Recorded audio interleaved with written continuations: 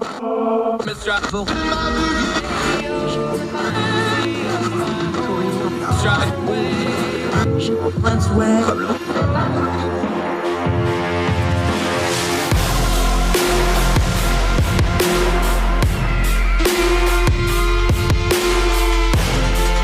your host, Andrew Donaldson. This is Heard Tell. Welcome back to Heard Tell. I'm Andrew Donaldson. Thank you so much for giving us the most precious thing you have, your time, and we never want to waste it. That's why we spend our time turning down the noise of the news cycle, trying to get to the things that really matter so that we can discern the times we live in. Well, let's go over to Russia. Of course, we've been covering Russia and Vladimir Putin's illegal, immoral, terrible war that he is waging against Ukraine. He's trying to wipe Ukraine and the people off the map because he thinks they should be Russian. That's the long and the short of it. They didn't do it because of NATO. They didn't do it because any other reason. This is a good old-fashioned war of conquest. To that effect, they've gone to a very, very old method of trying to gin up support. Now, as we talked about on the program before, they are now doing forced conscription. They are now doing fake annexation votes. They're doing all kinds of things because Vladimir Putin is getting desperate, because through guts and grit and bravery and a lot of Western assistance, the Ukrainian people have fought the Russians off, and they're starting to retake territory, and the war is going very, very poorly for Vladimir Putin. In amongst all this, we need to talk about something that we shouldn't have to talk about because it was wrong in the Middle Ages, and it's wrong again. Patriarch Kirill. He is the head of the Russian Orthodox Church. He is a strong supporter of the bloodthirsty dictator Vladimir Putin. He's a charlatan. He's a horrible, wicked human being. And no vestments and no office and no titles and no waving around of any religious imagery can change the wickedness that he enables through Vladimir Putin. Now, this isn't anything new in human history. All throughout history, war and religion have gone hand in hand. And when they go hand in hand, one of those hands usually winds up being a religious leader or two of the day, working in concert with a tyrant to justify whatever bloodthirsty means they have at their disposal. Back during the Crusades, they called these plenary indulgences, where if you go on the crusade, you get your sins forgiven. This got pointed out. I first saw this in Hot Air. Our friend Ed Morrissey over there, you can read his whole piece. We're going to link to it as well. But what they did was, and this is from U.S. News and World Report, quoting here, the head of the Russian Orthodox Church has said that the Russian soldiers who die in the war against Ukraine will be cleansed of all their sins days after Vladimir Putin ordered the country's first mobilization since World War II. Patriarch Kirill is a key Putin ally and backer of the invasion. He had previously criticized those who opposed the war and called on Russians to rally around the Kremlin. Many are dying on the fields of internecine warfare, Kirill, 75, said in his first Sunday address since the mobilization order. The church prays that this battle will end soon as possible so that the few brothers as possible will kill each other in this fratricidal war. Again, he's playing the role that these people are Russian. They just need to admit they're Russian and quit fighting Russian, taking over their country. Screw you, sir, you evil, wicked jerk. That's not a theological term. That's just mine. But at the same time, the church realizes, this is Kirill speaking, that if somebody driven by a sense of duty and the need to fulfill their oath goes to do what their duty calls of them, and if a person dies in the performance of that duty, they have undoubtedly committed an act of equality to sacrifice. They will have sacrificed themselves for others, and therefore we believe that this sacrifice washes away all their sins that a person has committed. What other hogwash that you're going to go to the battlefield and wash away your sins in the servants of a tyrant? We can talk about justified wars and good wars and the long history of wars and what you can and can't do in warfare, whether there's good and bad morality in warfare. Those are things man has wrestled with ever since the first man killed the second man and started the first war. That's not what he's doing here. He's propping up the dictator that he wants to prop up. In the Crusades, they did this, and it was wrong then. You wouldn't think in the year of our Lord 2022 that we have to deal with something that was wrong thousands of years ago, when European Christians were told that if they just go to the Holy Land and they just kill enough Muslims and they just take enough ground back for the cause, their sins would be forgiven. They're not. It wasn't. And it's wrong today, too. People like Patriarch Kirill deserve all the invective and all the dissemination we can pour upon his silly-hatted head. It's ridiculous that they use religion to try to do it this way, but it's nothing new, and it's not surprising. It does reek of desperation that they're pulling this card out. The poor Russian conscripts that are getting forced into battle are getting thrown into a meat grinder. I got a lot of empathy for them, even though their cause is bad and the dictator they serve is horrible. They're going to get sent straight to the front with no training, very little weaponry. They're just meat for the meat grinder to try to bail out Vladimir Putin's wounded pride and the Russian embarrassment of what's happening, that Ukraine is proving to be unconquerable. And now this guy, Patriarch Kirill, this charlatan, this fraud, is wanting to wash away the sins of not the people he's saying to go fight, but trying to wash the blood off Vladimir Putin's hands, who he wants to hold. Because for whatever reason, he supports this bloodthirsty dictator. It's a very old story. And this very new twist is going to have very new body counts to it. And we should never let it forget. See, history is really good at remembering the dictators and the tyrants. But all those dictators and tyrants had enablers that stood right off to the side. People like Kirill want to hide behind their vestments, and they want to wave crosses and Bible verses and theology and whatever else, patriotism in their own view, at people to try to excuse the wickedness that they're putting up. It's still wickedness. We're not fooled. History shouldn't be fooled. When we read something about like plenary indulgences in the Crusades, we go, that's ridiculous. Nobody'd really fall for that. Well, here's somebody doing it right before their eyes. History will judge you on how you respond to it. You should call it out. You should have empathy for the conscripts that are being forced on the buses and trains and other methods to go to a front and fight a war they don't want to fight in. We should stand with Ukraine in trying to hold up their independence against an invading army that had no business invading them, and know there's no excuse for them to do so. We should pray the Russian people get a better leader than the dictator Putin, who kills his enemies and hides behind people like Kirill to try to justify it all. God will judge such things very harshly, I believe. Whatever your faith background is, let me just tell you how mine goes. The harshest criticism that I find in my faith and in our scripture is always for religious leaders who claim one thing and do something else with their actions. The old timers used to put it this way. They'd say, I don't want to be anywhere near such and such when their judgment comes. I don't want to be anywhere near Kirill when he stands for his.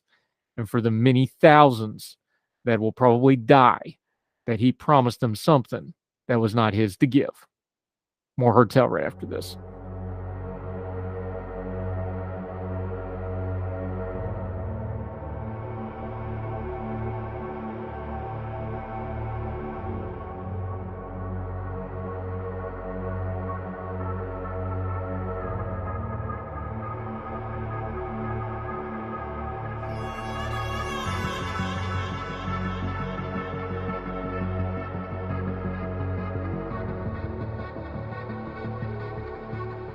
Welcome back to Heard Tell. Okay, Hurricane Ian's going to be the big story for the next little bit, for good reason. It's going to come into Florida. It's going to come in somewhere around the Tampa area, they think. This is, of course, an area that will be very prone for flooding, especially the way Tampa Bay is arranged. The opening to the bay is going to be right in the path of this hurricane coming up.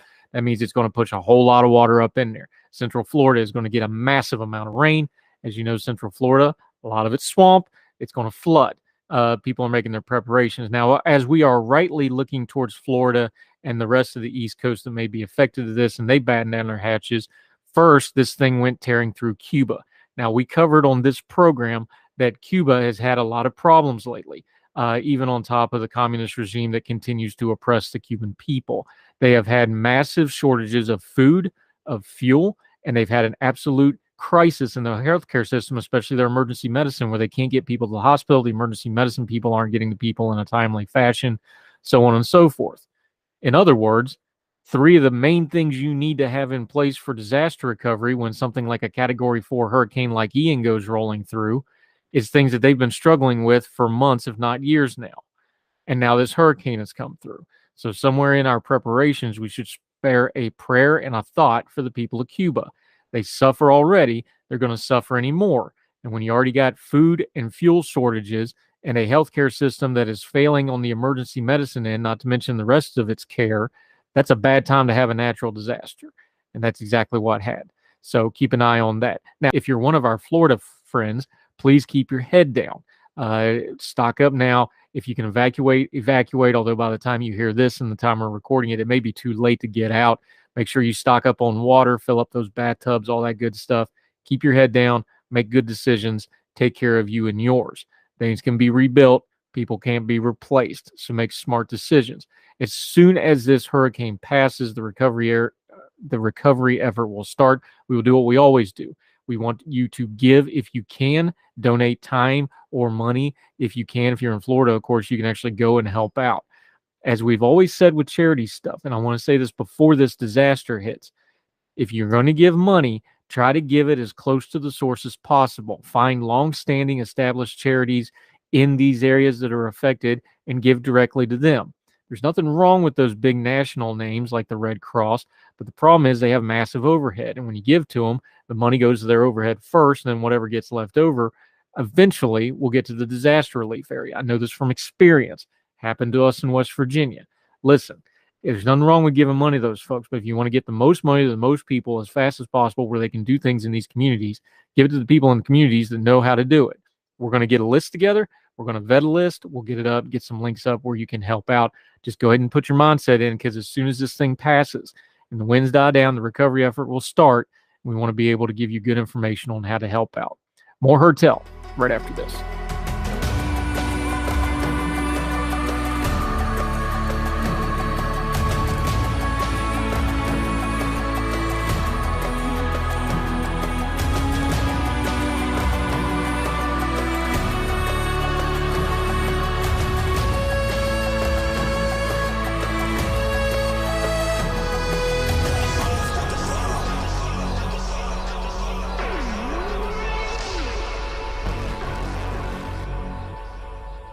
Hi, welcome back to Heard Tell. Okay, excited to have her back. If you missed her the first time she was on Heard Tell, stop what you're doing, pause this, go listen to that, and then come back, because she is fantastic.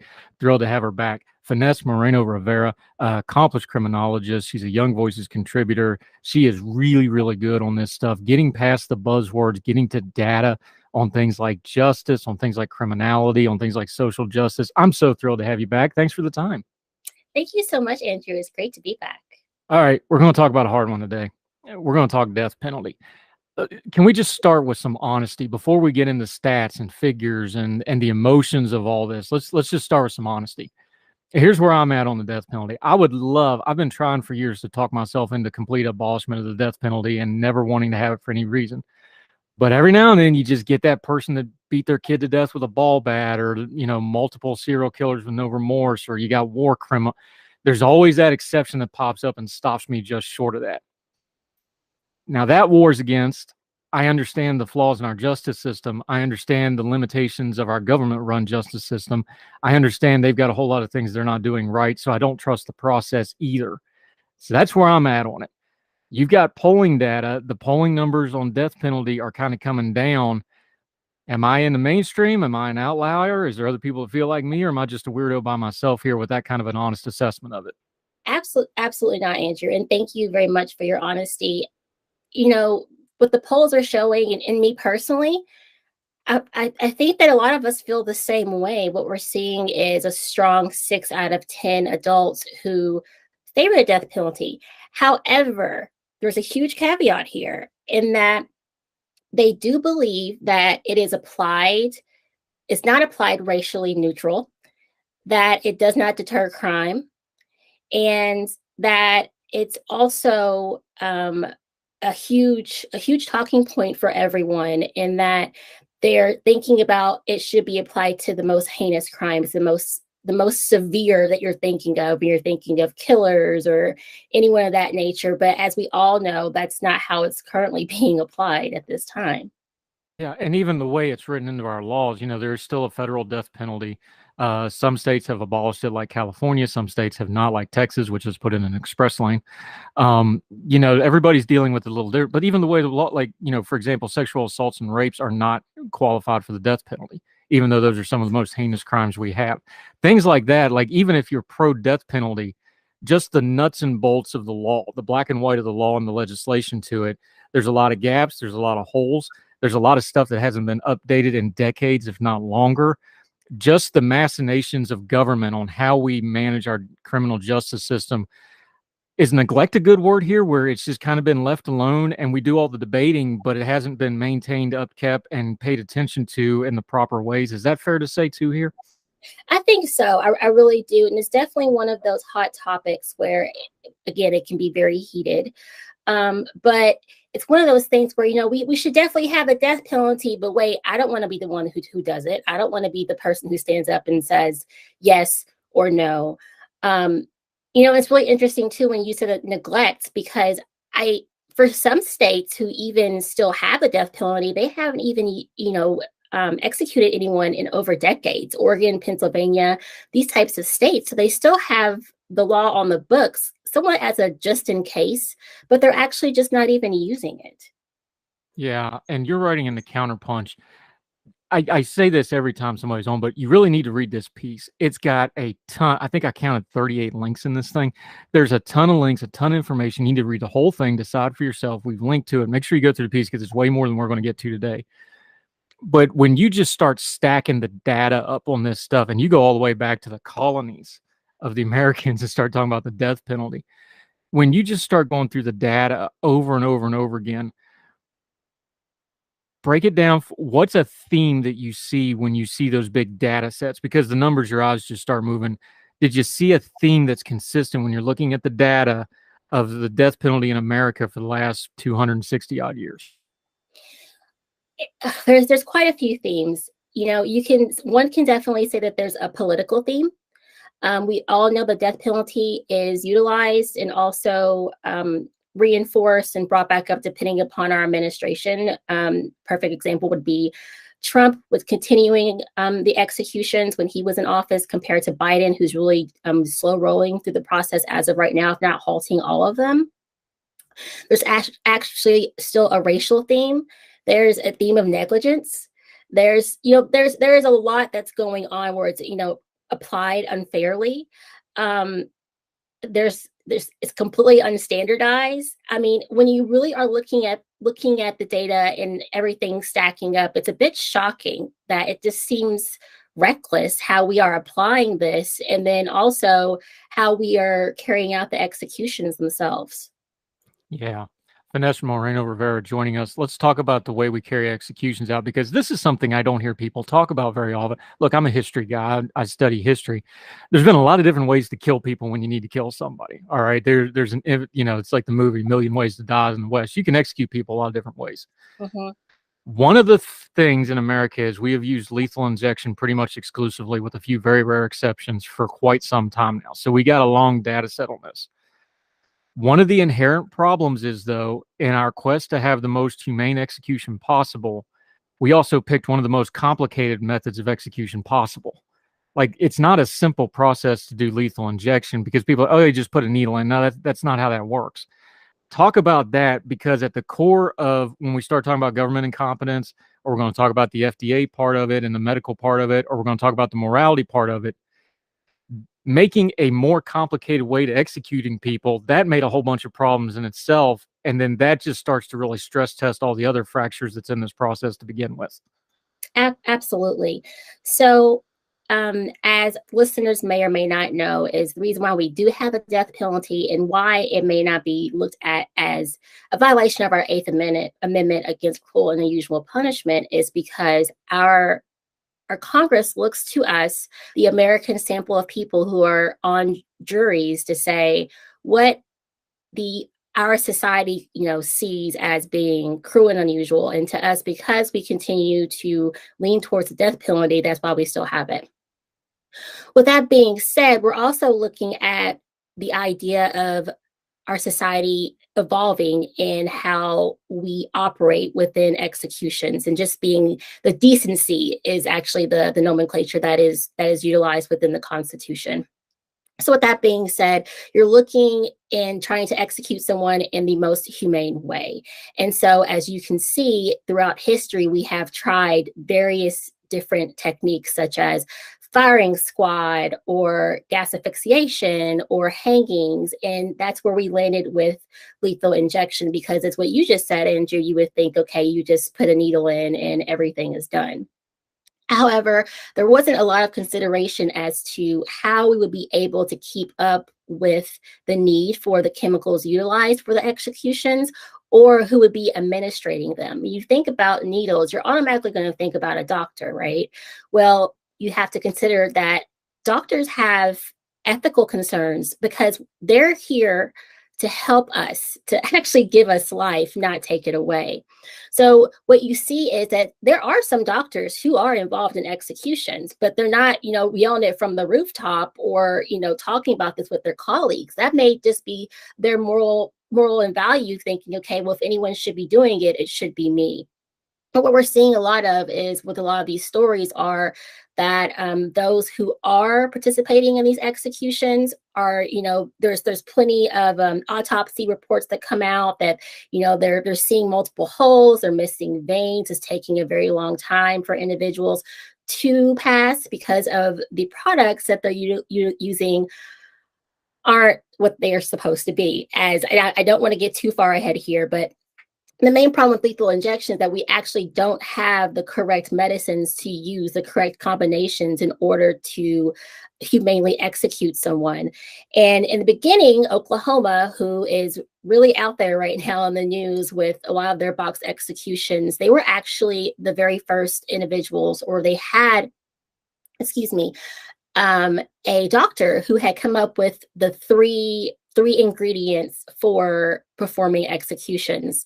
In the very beginning, the whole thought was that it would feel as though the inmate is falling asleep, so their heart is actually stopping. However, what we now know is that the three ingredients actually build up fluid within the lungs, so it makes the inmate feel as though they're drowning instead of actually just falling into a deep sleep and their heart stopping.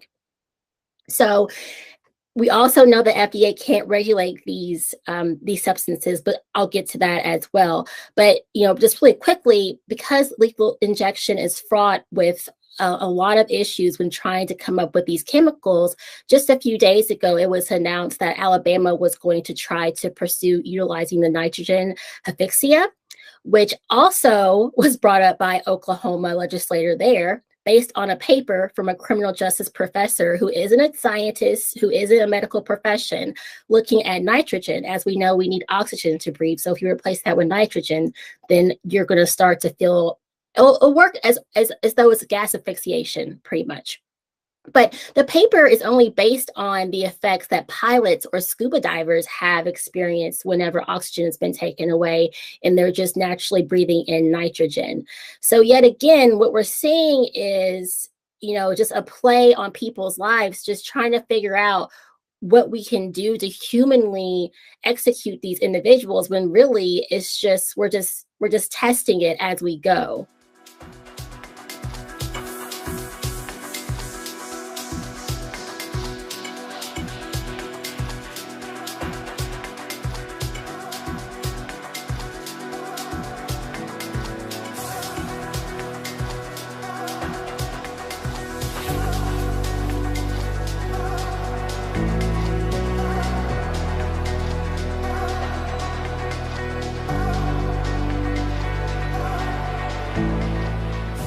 Finesse Moreno-Rivera.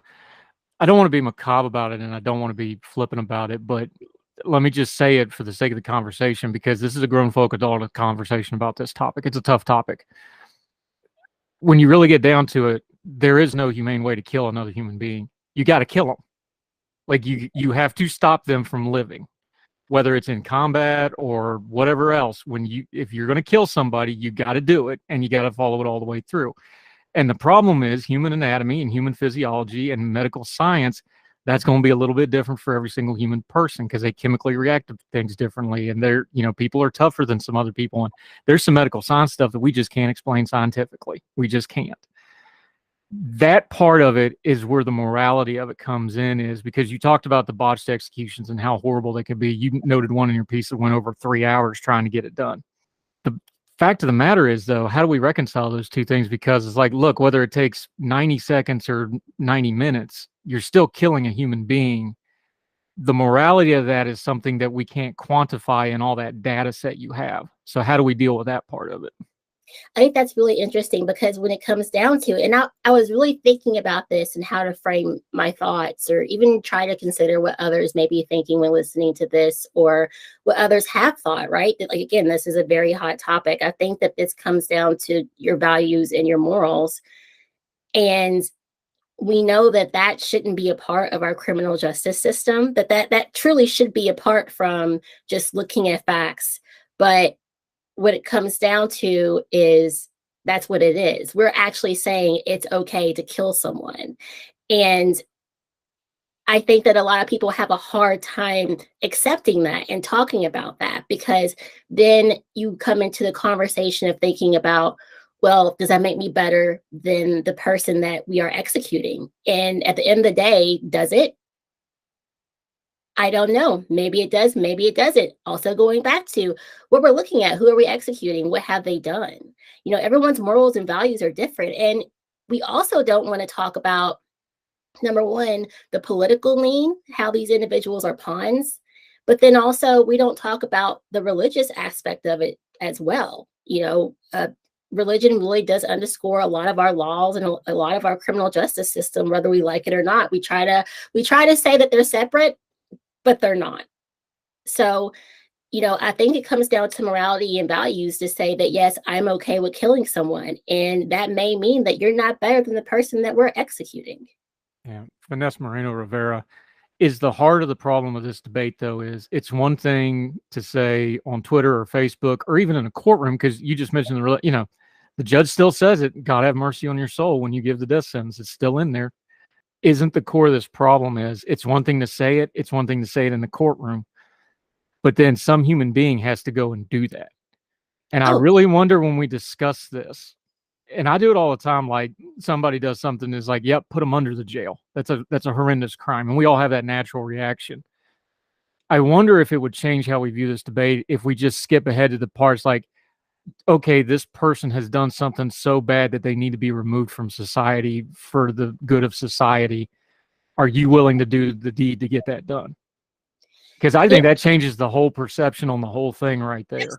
Absolutely. So there's two things that I like to comment about that. Number one is whenever I was referencing the poll earlier, that was from Pew Research Center. And, you know, I'm really happy that they did include this as a caveat that depending upon if this is an online poll or this is a phone call, that really skews how people answer and how they feel, right? I mean, that's a given. If you're talking to someone on the phone, you're definitely going to want to skew a different way compared to having that autonomy behind your computer, right behind your screen.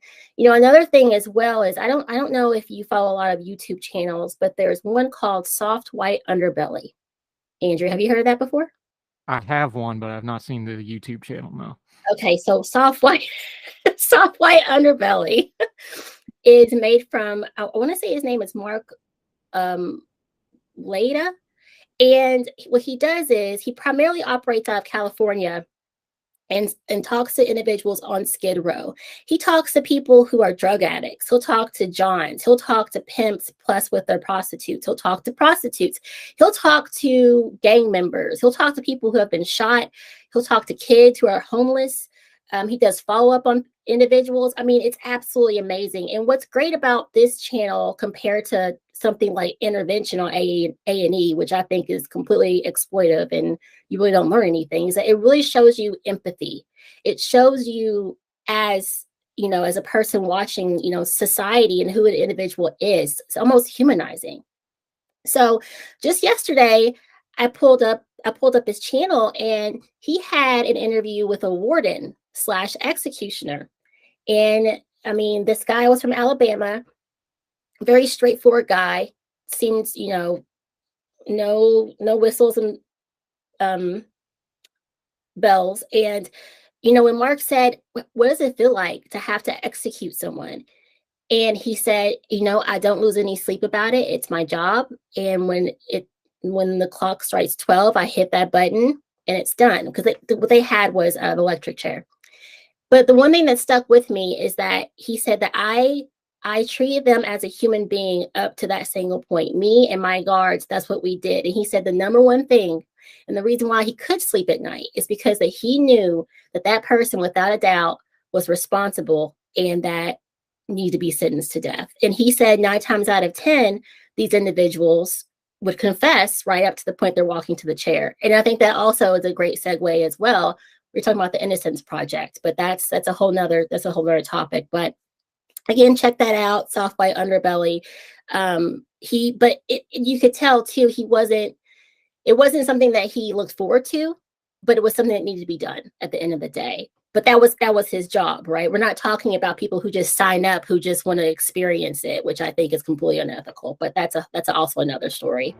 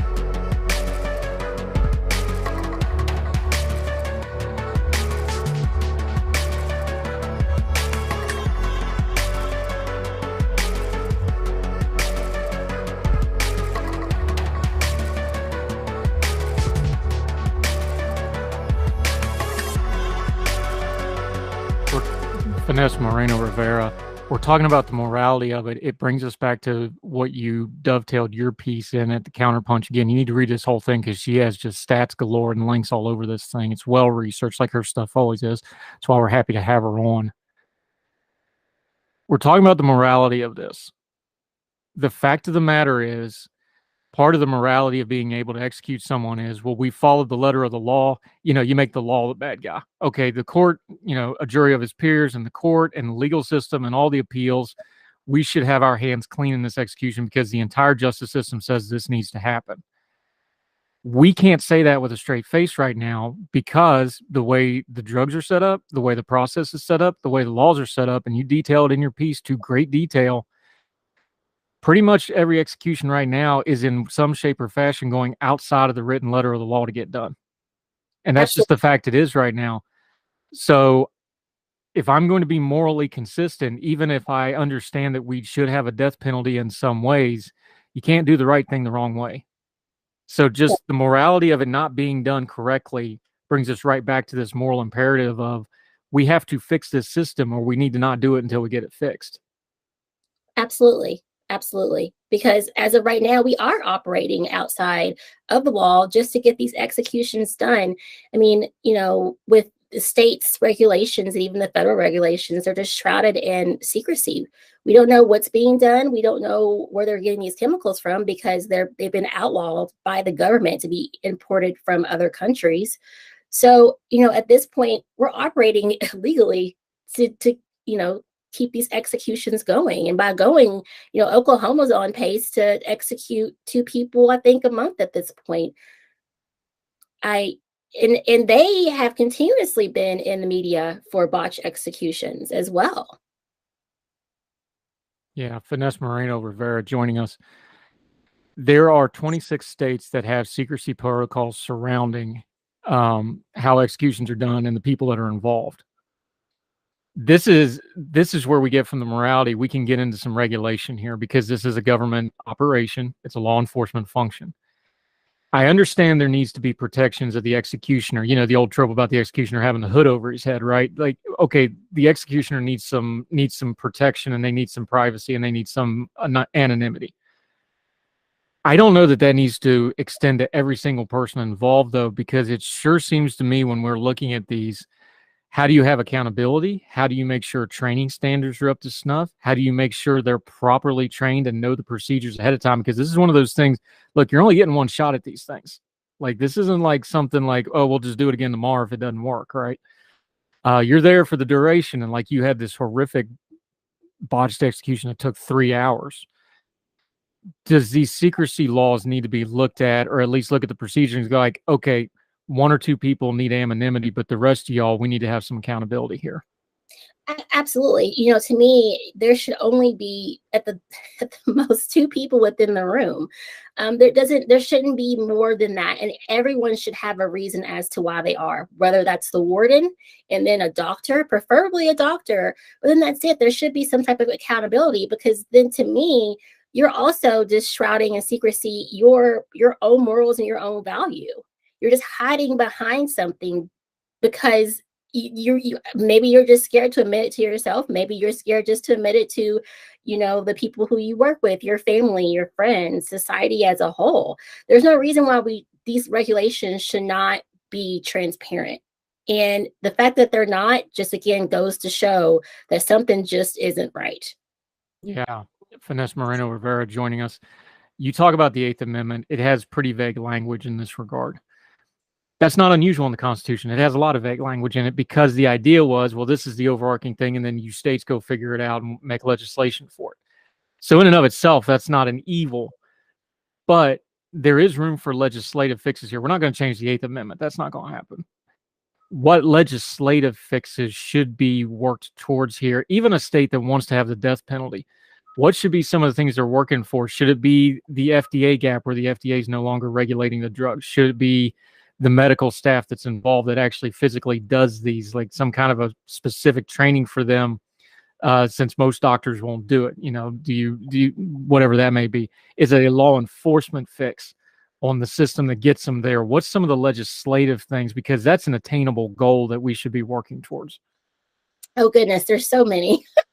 So if we were to start at the very beginning, let's just look at how states' judicial systems are set up. So a perfect example, Andrew, you mentioned earlier Texas, because they are way ahead of any other state. I believe it's Texas for, and then Virginia for the most executions. The reason why Texas, for multiple reasons besides racial disparities, has such a high number of executions is predominantly based upon how its judicial system is set up. So number one being they have elected officials, and those elected officials are going to really be the voice box for, the population, which for Texas, they have a lot of proponents for death penalty. Number two would be that they don't have a public defense system set up. So whenever someone who can't afford an attorney has a capital case and they're sentenced to death, they are using a court-appointed attorney who may not have or may not be as seasoned with, capital offense cases, such as working with someone who's been on the, about to go on the death penalty, they're overworked, list goes on. But, another interesting thing too, is it wasn't until the 90s that Texas allowed for jurors to consider mitigating evidence. Mitigating evidence, as we all know, is a huge factor, because that's, including things such as your mental health or anything from your youth. I know that the Florida shooter, there's a case going on right now, or excuse me, a trial, and a lot of proponents who are, opponents against the death penalty are saying, look at his background, look at his youth. His mother drank a lot. He has a lot of mental health issues. So definitely, number one, you look at the state and how its judicial system is set up. So Texas is a perfect example. Number two, just getting the FDA involved. And I know that goes really against their oath of protecting the United States sentences. But at the same time, someone needs to be regulating these drugs that are being utilized. Number three, bring in scientists, bring in doctors. There should be scientists who are coming up with these quote unquote cocktails that are being utilized to execute individuals. There haven't been. They are literally just these individuals who work for these prisons and just come up with and say, oh, I think X, Y, and Z would work because this will stop the heart, this will stop the breathing. And we know that there's no science that's backing all of this, but these combination of drugs. And like you mentioned earlier, not one thing is going to work for everyone. Everyone's different. Also making sure that, we're keeping out, foreign imports, making sure that we're making, having a really tight hold on regulations about what's being used. So there's so many things that need to be done. And also standardizing protocols. There is no standardized protocol, which to me is just insane, thinking about we're actually executing someone and there's no protocol for it. Everything's different. Whatever, it's kind of like whatever they say goes. And there's just so much that needs to be done policy-wise that it's almost like, where do you start? Well, our friends that are against the death penalty in total will look at you and throw their hands up and say some very unnice words and go, well, that's why you ban it. That's going to be their answer to that question. Right. Is there a refutation to that other than the 30 minutes we just spent talking about it? You know, I would like to see it banned, but at the same time, it goes back to that moral values. It goes back to religion. It goes back to politics. And it also goes back to, I sincerely can say that I have never lost anyone close to me and been in the position of knowing and it like the perpetrator is sentenced to death. I can't sit here and say that my mind wouldn't change if it wasn't my mother, my father, or a family member. I don't know, but at this time, what I feel is that if we're going to do it, then we better be following the letter of the law. We better be doing it the way that we should be doing it. Because if we're not, then what's the point? Then we're just killing someone. Yeah. Finesse Moreno-Rivera, you do all this research on an analysis on the justice system. We have to bring this up because I think it's only fair to discuss this. There is a large strain of thought when it comes to the death penalty that even the people that do some of the more heinous crimes, heinous, that's not a word, even some of the folks that do the most heinous crimes, people will say, look, most of those people, it wasn't their first offense. It was multiple offenses.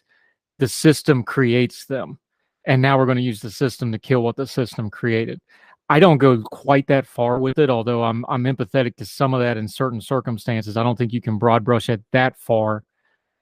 But that's something a lot of people feel, especially people who are basically, career institutionalized criminals who spend most of these folks on death row spend most of their lives in prison because of how long it takes. What about that argument? Because you've done the data on this, those people, I think the average in death row is, decades.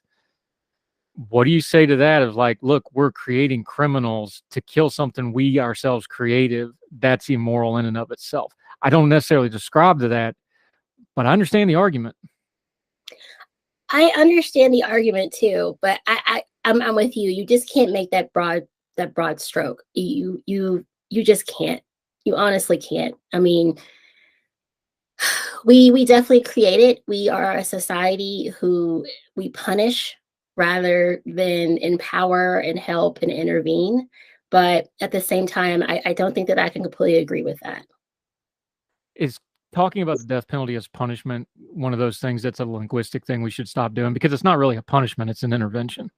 You're not punishing them, you're killing them. That's the end. That's a period. That's there's nothing after that. Should we be changing the language, how we discuss these sorts of things? Is it a nomenclature problem on top of everything else where we're still talking about it like it's the Wild West and we're hanging people, when this is really almost, I hate to say sanitized because you're still taking somebody's life, but it's years of courtroom and it's such a long process now. Do we need to just change how we talk about it altogether? Absolutely. I think that we all need to just sit down and be honest with each other and, say what it is. You are taking someone's life. You are killing someone at the end of the day. This is what we're doing. I mean, it's a long process. I mean, that takes a lot of money. And, on top of that, we're not even really sanitizing anything. We still have rampant crime. We're still, sending people to the chair. That's an old nomenclature, right? It's not an intervention. It's not sanitizing anything. We still have criminals, every single day doing horrible things, and it's not deterring them. I mean, there's plenty of research that's out there that's saying it's not a deterrence. We are literally just killing someone just to say an eye for an eye. That's what this is. Yeah. This is one of the harder topics to discuss because it's life and death, and it's life and death with government sanctioning, which is really hard to get into the morality of it. But Finesse Moreno-Rivera, I so enjoy having you on. We're going to do a long form on this because there's a whole piece to this on the medical side that we just kind of brushed by, but we really need to get into because there's a lot of ethics and things that go into that, and there's a lot of government regulation that needs to be fixed in that. So we're going to have you back. We're going to do a long form on this topic because there's so much to do on this. And I want to read up on a few things before I get into it because you're a lot smarter than I am. So I want to do some research and be boned up for it. But we're definitely having you back. Can you let folks know where they can follow you and keep up with what you're doing between now and they get to see you again on Heard Tell until we get you back, my friend? Of course. Thank you, Andrew. Recently, I created a Twitter account so I can be found at Finesse Moreno. And then also, I can always be followed on my LinkedIn, where I continuously upload any articles that I have completed through Young Voices. Fantastic. And I'm going to get you on Twitter Supper Club. We got to get you involved on that, because that's one of the great things on Twitter is us doing our food stuff all the time. So maybe you can start Twitter Orchid Club or something. You can do that with all your lovely orchids back there, which is why we really have you on the show, so we can look at your orchids.